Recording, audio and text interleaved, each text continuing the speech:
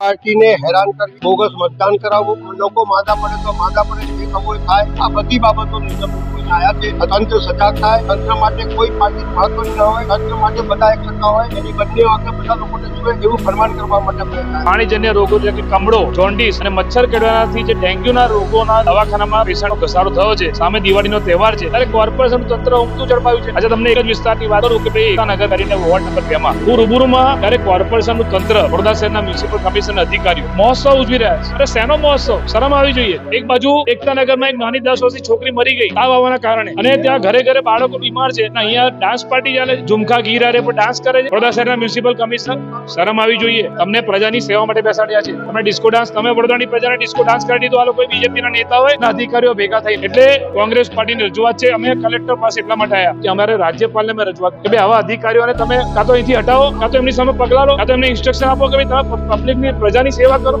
Corporation ચૂંટણીની તૈયારીઓ સત્તા પક્ષ કરી રહી, પણ કોર્પોરેશન પાસે મતદાર યાદી નથી. આજે સુધી અત્યાર સુધી એક રાજકીય પક્ષ તરીકે અમને કોઈ મતદાર યાદી આપવામાં આવી નથી. અમે અગાઉ પણ કીધું કે 90 દિવસ પહેલા અમને રજૂઆત આવેદન પારે મતદાર યાદી આપો, હજુ સુધી આપવામાં આવી નથી. તો અમે ક્યારે કોંગ્રેસ પાર્ટી અમારે પ્રજા વચ્ચે જઈને વેરિફિકેશન કરાવવાનું હોય વોટર લિસ્ટમાં, તો ક્યારે કરાઈશું?